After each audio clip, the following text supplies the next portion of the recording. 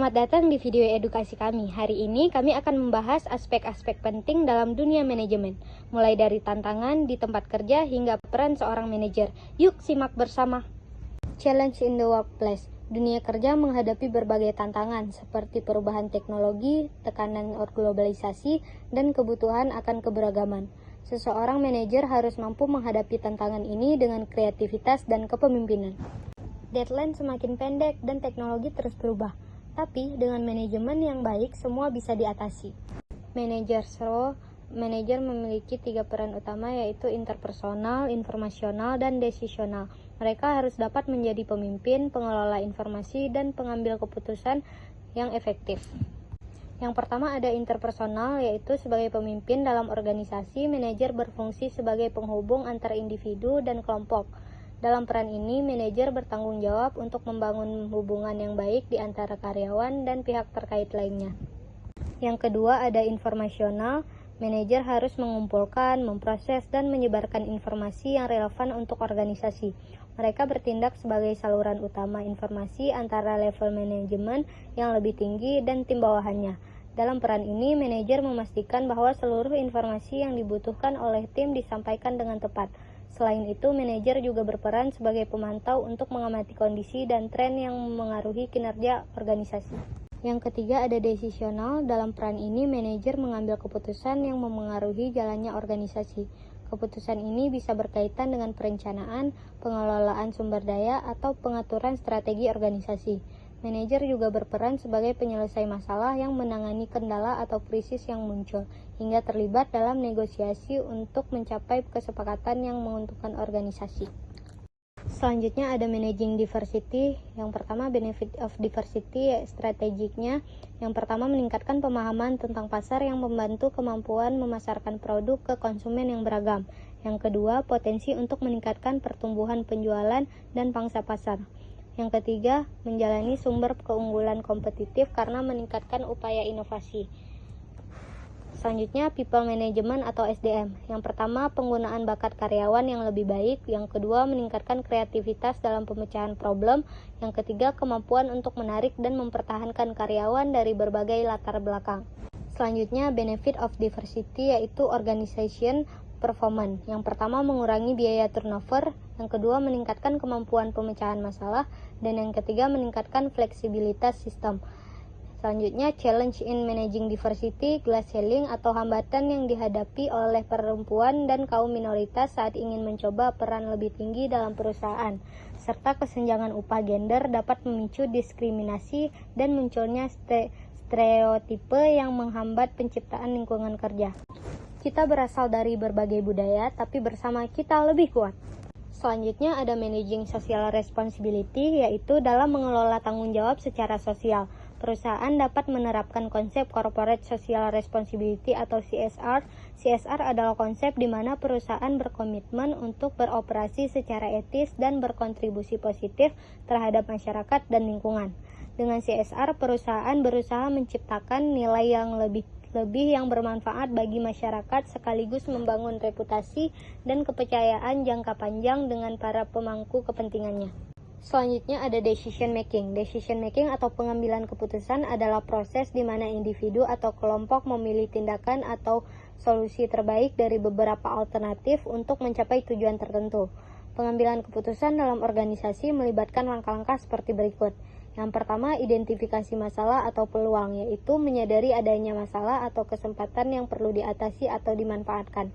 Yang kedua, pengumpulan informasi, yaitu mengumpulkan data yang relevan untuk memahami konteks dan implikasi dari masalah atau pilihan yang ada.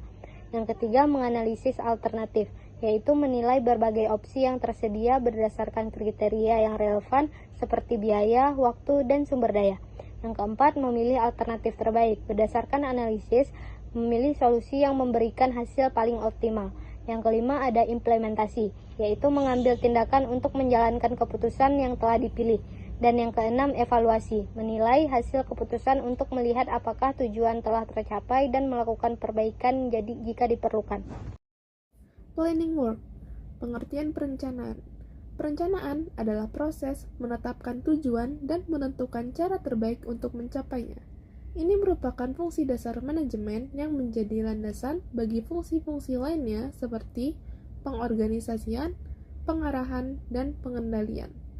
Tahap dasar proses perencanaan yang pertama, menetapkan tujuan, menentukan apa yang ingin dicapai oleh organisasi.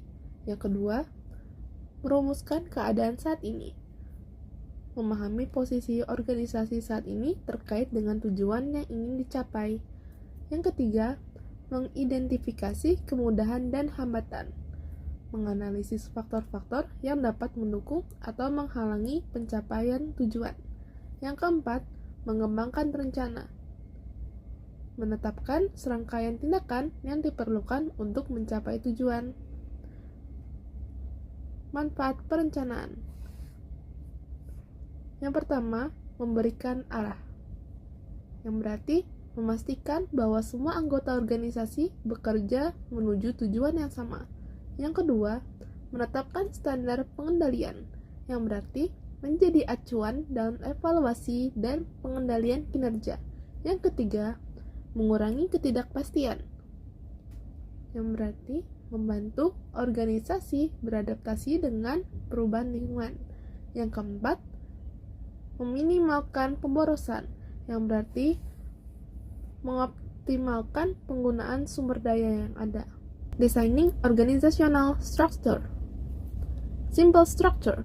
Simple structure adalah jenis struktur organisasi yang paling sederhana dengan sedikit lapisan manajemen, dengan pemimpin atau manajer puncak yang mengendalikan sebagian besar keputusan dan kegiatan. Functional structure. Functional structure merupakan pembagian organisasi berdasarkan fungsi utama seperti pemasaran, produksi, dan keuangan.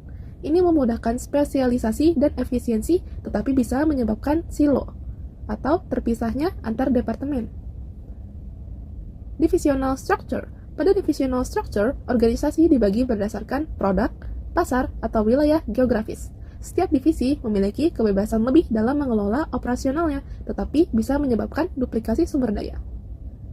Modern flexible structure. Struktur desain modern merujuk pada cara-cara baru dalam merancang organisasi yang lebih fleksibel, dinamis, dan adaptif terhadap perubahan zaman, teknologi, serta tuntunan pasar. Creating and managing team. 5 tahapan pengembangan kelompok. Yang pertama, forming. Tahap pertama ketika anggota kelompok bergabung, mengenal satu sama lain, dan mulai mendefinisikan tujuan, struktur, dan kepemimpinan kelompok. Yang kedua, storming. Tahap ini ditandai dengan konflik karena anggota bersaing untuk menentukan peran dan mempengaruhi kelompok. Yang ketiga, norming. Setelah konflik diredam, kelompok memasuki tahap di mana hubungan yang lebih dekat dan kohesivitas mulai terbentuk. Yang keempat, performing. Pada tahap ini, kelompok menjadi produktif dan berfokus pada pencapaian tugas dengan efisien. Yang kelima, adjourning. Tahap terakhir ini terjadi pada kelompok sementara yang terbentuk untuk menyelesaikan tugas spesifik. Komponen utama yang menentukan kinerja dan kepuasan kelompok, yang pertama ada kondisi eksternal, yang berarti faktor eksternal seperti strategi organisasi, hubungan otoritas, peraturan formal, sumber daya yang tersedia, dan budaya organisasi memiliki pengaruh yang signifikan pada kelompok. Yang kedua, ada sumber daya anggota kelompok. Ada pengetahuan, keterampilan, dan karakteristik kepribadian yang dibawa oleh anggota kelompok menentukan potensi kinerja kelompok. Lalu yang ketiga, ada struktur kelompok. Yang berarti struktur internal kelompok mencakup peran, norma, ukuran kelompok, kohesivitas, dan sistem status. Yang keempat, ada proses kelompok. Yang berarti proses internal seperti pengambilan keputusan dan manajemen konflik mempengaruhi kinerja dan kepuasan kelompok. Managing communication. Komunikasi yang efektif adalah kunci keberhasilan. Manajer harus mampu menyampaikan visi dan memastikan informasi mengalir dengan baik. Ada 3 jenis jaringan komunikasi yang digunakan dalam sebuah organisasi, yaitu chain network, well network, dan all channel network. Yang pertama, kita akan bahas chain network. Chain network ini atau jaringan rantai adalah jenis jaringan komunikasi yang memiliki struktur berupa rantai. Dalam jaringan ini, komunikasi terjalin satu sama lain secara berurutan, sehingga membentuk sebuah rantai. Lalu yang kedua ada wheel network. Wheel network atau jaringan roda adalah jenis jaringan komunikasi yang memiliki struktur berupa roda. Komunikasi dapat terjalin satu sama lain secara berurutan, tetapi juga terhubung dengan sebuah pusat atau disebut wheel. Yang ketiga, ada all-channel network. All-channel network adalah jenis jaringan komunikasi yang memungkinkan setiap anggota berkomunikasi dengan semua anggota lainnya secara langsung.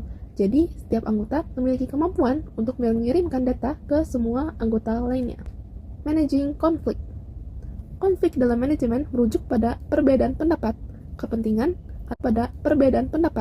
kepentingan, atau tujuan antara individu atau kelompok dalam organisasi. Konflik dapat terjadi di berbagai tingkatan, baik antara karyawan, antara manajer dan bawahan, maupun antar departemen. Konflik merupakan hal yang wajar di tempat kerja. Tugas manajer adalah menjadi mediator yang adil dan mencari solusi yang menguntungkan semua pihak. Ada 3 pandangan mengenal konflik. Yang pertama, traditional view. Teori tradisional berpandangan bahwa konflik merupakan suatu hal yang buruk dan harus dihindari. Yang kedua, ada human relation view. Teori ini menyatakan bahwa konflik adalah suatu hal yang bersifat lumrah dan tidak dapat dihindari. Konflik digunakan sebagai batu loncatan sebuah organisasi. Yang ketiga, ada interactionist view. Teori ini memiliki pandangan bahwa konflik dapat bersifat positif dan dibutuhkan untuk menunjang performa organisasi.